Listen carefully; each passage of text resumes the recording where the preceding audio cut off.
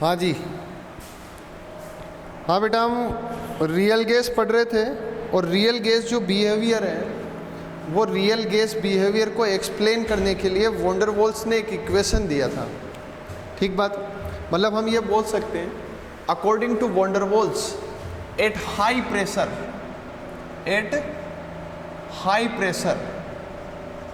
And low temperature, according to van der Waals at high pressure and low temperature volume of gaseous molecules is not negligible compared to volume of container. Clear? Because force of attraction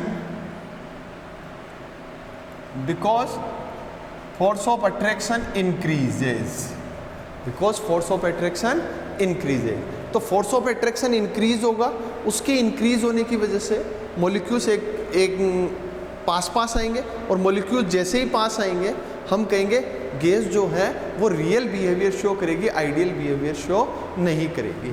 तो इसके base पे उन्होंने क्या किया, जो ideal gas equation थी आपकी PV equals to nRT, इस PV इक्वल्स टू nRT के ये जो प्रेशर और वॉल्यूम की जो टर्म है, इस प्रेशर और वॉल्यूम की टर्म में उन्होंने करेक्शन की है और करेक्शन करके, क्योंकि ये तो आइडियल गैस के लिए इक्वेशन, तो फिर रियल गैस के लिए क्या इक्वेशन है, तो उन्होंने क्या किया, इस प्रेशर और वॉल्यूम की जो टर्म थी इसमें करेक्शन करके एक नया इक्वेशन बनाया और वो जो इक्वेशन बना वो इक्वेशन बोला जाता है बेटा वॉन डेर वाल्स इक्वेशन।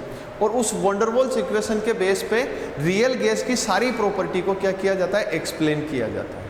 तो हम यहाँ बात करेंगे, ये जो हमारा आज का टॉपिक है इसमें हम बात करेंगे वॉन डेर वाल्स इक्वेशन की। But van der Waals equation जो बना वो किससे बना है, PV इक्वल्स टू nRT से बना है। वॉन डेर वाल्स ने P और V में करेक्शन किया, किस में करेक्शन किया, प्रेशर और वॉल्यूम में करेक्शन किया, और करेक्शन करने के बाद उन्होंने एक नया इक्वेशन दिया, उसको हम बोलते हैं वॉन डेर वाल्स इक्वेशन।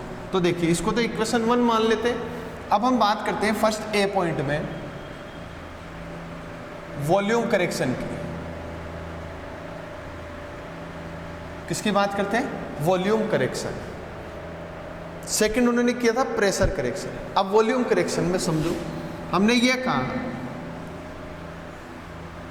ये गैसियस मॉलिक्यूल्स हैं, तो वॉन डेर वाल्स ने ये कहा कि जितने भी गैसियस मॉलिक्यूल्स होंगे वो गैसियस मॉलिक्यूल्स सॉलिड और रिजिड फॉर्म में होंगे। गैसियस मॉलिक्यूल्स को उन्होंने क्या माना, सॉलिड और रिजिड पार्टिकल्स माना। और अगर कोई पार्टिकल सॉलिड है और रिजिड पार्टिकल है तो उस पार्टिकल के वॉल्यूम को, जैसे ये पर्टिकुलर पार्टिकल है, इस पार्टिकल के वॉल्यूम को मैं नेग्लिजिबल नहीं कर सकता हूँ, क्योंकि इस टोटल वॉल्यूम में ये जो पार्टिकल्स हैं ये इस टोटल वॉल्यूम में मूव करेंगे, और जब ये टोटल वॉल्यूम में मूव करेंगे तो क्या इनको ये कंप्लीट वॉल्यूम मिलेगा क्या मूविंग के लिए, हम बोलेंगे नहीं मिलेगा। क्यों, क्योंकि जैसे ये पार्टिकल रिजिड पार्टिकल है, तो जो रिजिड पार्टिकल है वो एक फिक्स वॉल्यूम को ऑक्यूपाई करेगा, और जितना वॉल्यूम उसने ऑक्यूपाई किया इतना वॉल्यूम मूविंग के लिए अवेलेबल नहीं हो पाएगा। इसका मीन हम ये बोल सकते हैं कि जो वॉल्यूम करेक्शन है वो volume correction V minus NB से रिप्रेजेंट हो सकता है। वॉल्यूम करेक्शन किससे रिप्रेजेंट होगा, V माइनस NB से रिप्रेजेंट होगा। यहाँ what is the B is the excluded volume, B is the excluded volume, मतलब ये वो वॉल्यूम है जो इस रिजिड पार्टिकल का वॉल्यूम है। इतने वॉल्यूम को आप मूविंग के लिए आपको ये वॉल्यूम कभी भी नहीं मिल सकता है, और नहीं मिलेगा तो हमने इसको बोला, यहाँ टोटल कंटेनर में हमारे पास पार्टिकल है n पार्टिकल, तो हमने कहा नंबर ऑफ पार्टिकल कितने, n। इसका मीन टोटल वॉल्यूम में से इन n पार्टिकल का जो एक्सक्लूडेड वॉल्यूम है उसको मैं माइनस कर दूं तो वही आपके पास एग्जैक्ट वॉल्यूम होगा, वही आपके पास क्या होगा, एग्जैक्ट वॉल्यूम। मतलब ये जो वॉल्यूम करेक्शन किया, इस वॉल्यूम करेक्शन को मैं ऐसे बोल सकता हूं, क्या देखो, V आइडियल गैस का वॉल्यूम। हमने कहा आइडियल गैस तो पूरा वॉल्यूम ऑक्यूपाई कर रही है, but real gas complete volume को ऑक्यूपाई नहीं करेगी। तो हम क्या करेंगे, V ideal equals to V real, बोलो क्या बोलेंगे, वी रियल माइनस में एन बी, इस फॉर्मूले को हम यूज में लेंगे। मतलब यहाँ से ये value V minus N B, इसको हम यहाँ पुट कर दें तो हमारे पास रियल गैस के लिए वो वॉल्यूम आ जाएगा जिसमें हमारे जो मॉलिक्यूल्स हैं वो मॉलिक्यूल्स मूविंग कर रहे हैं, टोटल वॉल्यूम। ठीक बात है। तो हम एक तरीके से ये बोल सकते हैं कि टोटल वॉल्यूम में से कुछ वॉल्यूम ऐसा होता है जिसको हम रेस्ट्रिक्टेड वॉल्यूम मान सकते हैं, मतलब उस वॉल्यूम में कोई पार्टिकल्स मूव नहीं कर पाता है और वो इन मॉलिक्यूल्स का वॉल्यूम होता है। इसलिए मैंने इस बी वॉल्यूम को, जिसको मैंने एक्सक्लूडेड वॉल्यूम बोला, इसको मैंने एन पार्टिकल से मल्टीप्लाई करके टोटल जो वॉल्यूम था उसमें से माइनस कर दिया, तो मुझे सिर्फ इतना वॉल्यूम मिलेगा। इसको इक्वेशन 2 बोल देते हैं, आगे यूज में लेंगे। अब बात करते हैं इस B की। ये जो एक्सक्लूडेड वॉल्यूम होता है ना B, excluded volume B equals to 4 into 4/3 pi R cube, किसके इक्वल होता है बेटा, B equals to 4 into 4/3 pi R cube के इक्वल होता है। इसका भी 4/3 पाई आर क्यूब, ये किसी एक सिंगल पार्टिकल का, ठीक है, स्पेरिकल पार्टिकल है, जैसे ये स्पेरिकल पार्टिकल्स माने तो एक सिंगल स्पेरिकल पार्टिकल का वॉल्यूम होता है इतना। तो एक्सक्लूडेड वॉल्यूम 4 टाइम मैक्सिमम होगा किसके, एक सिंगल पार्टिकल के। तो अगर आपको बाई चांस बी की वैल्यू कैलकुलेट करने के लिए बोला जाए तो आप बी की वैल्यू किस फॉर्मूले से कैलकुलेट करेंगे, 4 इंटू 4/3 पाई आर क्यूब, इस फॉर्मूले से आपको इसकी वैल्यू कैलकुलेट करनी है एक्सक्लूडेड वॉल्यूम की। क्लियर, ये तो बात हुई वॉल्यूम करेक्शन की। अब उन्होंने क्या किया, सेकंड करेक्शन किया, प्रेशर करेक्शन।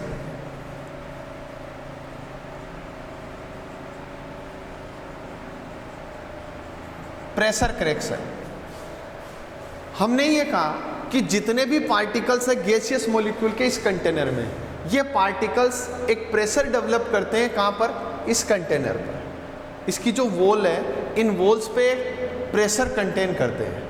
तो जब ये पार्टिकल, अगर मान लो मैं ये बात करूँ, ये पार्टिकल इधर जा रहा है तो ये जाकर के इससे टकराएगा, यहाँ कोलिजन होगा, उस कोलिजन की वजह से यहाँ क्या होगा, प्रेशर डेवलप होगा।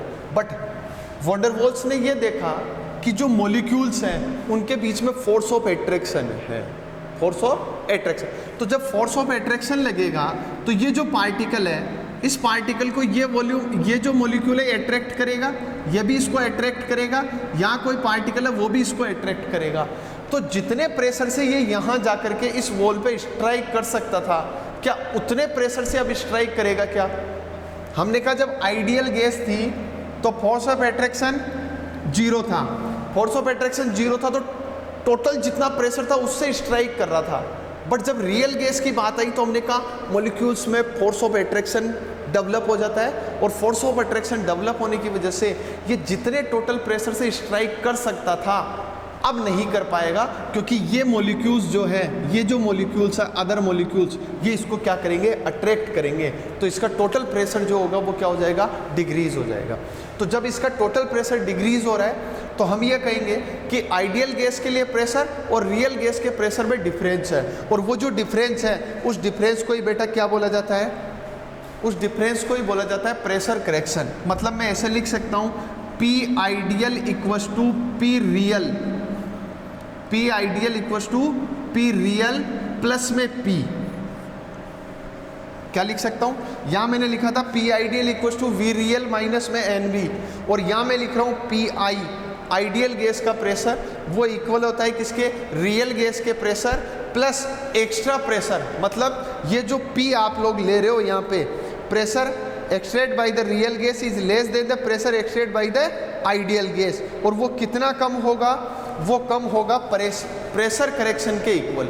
और ये जो P है, ये P किसको रिप्रेजेंट कर रहा है बेटा, प्रेशर करेक्शन को रिप्रेजेंट कर रहा है। मतलब P I equals to P real plus में क्या लिख सकता हूँ, P, ये वो एक्स्ट्रा प्रेशर होगा। क्लियर, क्योंकि यहाँ ज़्यादा होगा, यहाँ फोर्स ऑफ एट्रैक्शन की वजह से रियल में कम हो जाएगा, कितना कम होगा, वो इसके इक्वल होगा। अब यहाँ हम इसकी वैल्यू फाइंड आउट करते हैं कि ये जो P आपके पास है, ये P is proportional to D square होता है। P किसके प्रोपोर्शनल है, डेंसिटी के स्क्वायर के प्रोपोर्शनल है। और आपने कहीं ऐसा पढ़ा था कि D इनवर्सली प्रोपोर्शनल है 1/V के। इसके अकॉर्डिंग इसके अकॉर्डिंग ये V square D square proportional हो गया वी स्क्वायर के, मतलब इन दोनों टर्म को मैं ले लूँ तो इन टर्म के अकॉर्डिंग मेरे पास एक नया टर्म बनता है P inversely proportional V 1/v square, P inversely proportional 1 में v स्क्वायर। और ये जो v स्क्वायर आया, इस प्रोपोर्शनल को अगर यहाँ से हटा दूँ तो क्या मैं यहाँ पर एक नई टर्म ले सकता हूँ P = a/v square, P = a/v square. और अगर मान लो मेरे पास number of n molecule present है, कितने प्रेजेंट है, number of n molecule present है, तो मैं इसको क्या लिख दूंगा, P = a(n²/v स्क्वायर लिख दूंगा और ये लिख के इसको समीकरण 2 बोल दूंगा। अच्छा, ये जो वैल्यू आई इस वैल्यू को मैं यहाँ पुट कर दूंगा और यहाँ पुट करूंगा तो Pi क्या हो जाएगा, Pi = P real plus a(n²/v square हो जाएगा। इसको बोलेंगे बेटा इक्वेशन थर्ड। अब इक्वेशन 2 और इक्वेशन थर्ड इन दोनों वैल्यू को आप यहाँ पीवी की जगह पुट कर दो आइडियल गैस इक्वेशन में, मतलब put the value of pressure correction and put the value of volume correction in ideal gas equation, we find van der Waals equation. देखिए इसकी वैल्यू और इसकी वैल्यू, इन दोनों वैल्यू को मैं इसमें ये 2 को और इसको इसमें पुट कर दूं 1 में, तो क्या हो जाएगा, P की जगह क्या आ जाएगा, बोलो P + a(n²/v स्क्वायर, V की जगह क्या आ जाएगा, V - nb = nRT। और ये जो इक्वेशन है इस इक्वेशन को ही क्या बोला जाता है, वॉन डेर वाल्स इक्वेशन बोला जाता है।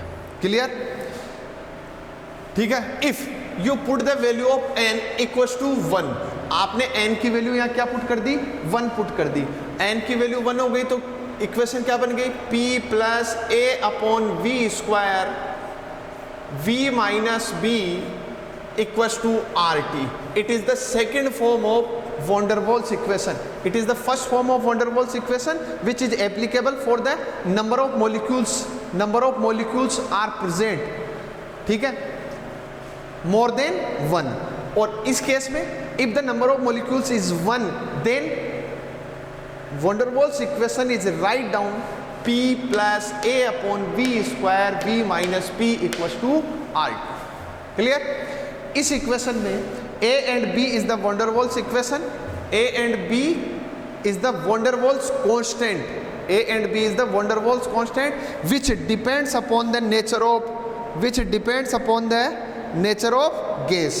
क्लियर, किस पे डिपेंड करेंगे, नेचर ऑफ गैस पे डिपेंड करेंगे। क्लियर, अब हम बात करते हैं unit of A and B की, किसकी बात करते हैं,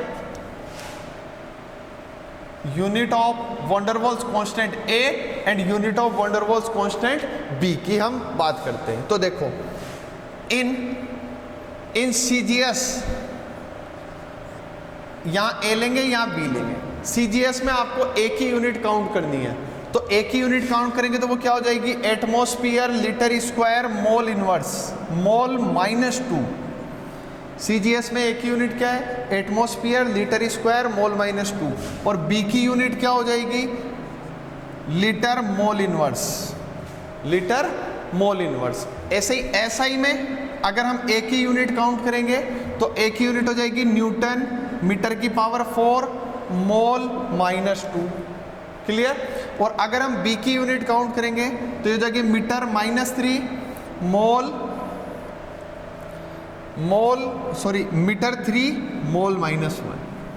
देखिए मीटर की पावर 3 मोल इनवर्स, ये किसकी यूनिट हो जाएगी, van der Waals constant B की यूनिट हो जाएगी। ठीक है, अच्छा एक चीज और आप फिक्स कर ले दिमाग में कि ये जो वॉन डेर वाल्स कांस्टेंट है A डिपेंड्स अपॉन इंट्रामोलिकुलर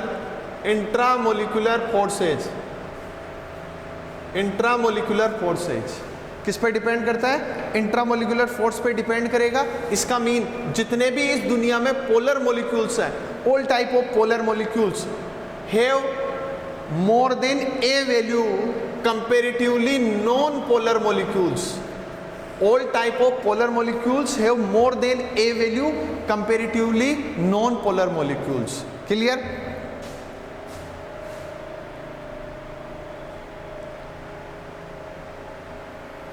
एक पॉइंट किस पे डिपेंड कर रहे हैं, इंट्रामोलिकुलर फोर्स पे। अगर मैं सेकंड फैक्टर की बात करूं तो सेकंड फैक्टर में मैं बोल सकता हूं कि ए जो है वो सरफेस एरिया पे डिपेंड करता है। किस पे डिपेंड करता है, सरफेस एरिया। और सरफेस एरिया इंक्रीज होगा, इसका मीन ए की वैल्यू इंक्रीज होगी। या मैं ऐसे बोल दूं साइज ऑफ मॉलिक्यूल्स इंक्रीज होगा, साइज ऑफ मॉलिक्यूल्स इंक्रीज होगा, इसका मतलब ए की वैल्यू भी क्या होगी, इंक्रीज होगी। ठीक है, मान लो मैंने आपको एक एग्जांपल दिया, हम एक गैस लेते हैं NH3। क्या NH3 में हाइड्रोजन बॉन्ड की पॉसिबिलिटी है, क्या है? एक गैस लेते हैं CO2 और एक गैस लेते हैं helium. Helium is a non polar molecules, non polar gas है। नॉन पोलर है तो इसके लिए ए की वैल्यू लेस देन होगी, मतलब सबसे लास्ट में हीलियम इसीलिए आया। अब इन दोनों को कंपेयर करो, ये नॉन पोलर है, ये भी नॉन पोलर है, और सॉरी ये नॉन पोलर है CO2 और ये पोलर है, तो सबसे ज़्यादा वैल्यू किसकी होगी बेटा, NH3 के लिए ए की वैल्यू ज़्यादा होगी, because NH3 have force of attraction, it form easily hydrogen bond with other molecules, ठीक है, and it is a polar molecule, so the value of A is more than comparatively CO2 and hydrogen, CO2 and helium. Clear, note कर लें। अब ये जो आपने von der Waals equation पढ़ा, इस नेक्स्ट जो वीडियो होगा उस नेक्स्ट वीडियो में हम लोग जो जेड वैल्यू आपने पढ़ी थी, ठीक है, Z PV equals to NRT के अकॉर्डिंग कंप्रेसिबिलिटी फैक्टर जेड, उसकी वैल्यू हमने फाइंड आउट करी थी और उसके बेस पे डेविएशन पढ़े थे। नेक्स्ट वीडियो में हम उस जेड का जो डेविएशन है उसको हम पढ़ेंगे किसके बेस पे, ये जो वॉन डेर वाल्स इक्वेशन है, इस वॉन डेर वाल्स इक्वेशन के बेस पे जेड की जो वैल्यू है उसमें क्या क्या पॉजिटिव नेगेटिव डेविएशन पॉसिबल है इसकी हम बात करेंगे। बट उसके लिए आपको ये इक्वेशन लर्न करनी है, और इक्वेशन क्या है हमारी, P + A/V², V - B = RT for n = 1। और जब n मोर देन 1 है तो इक्वेशन क्या है, P + AN²/V², V - NB = nRT। ठीक है, चलिए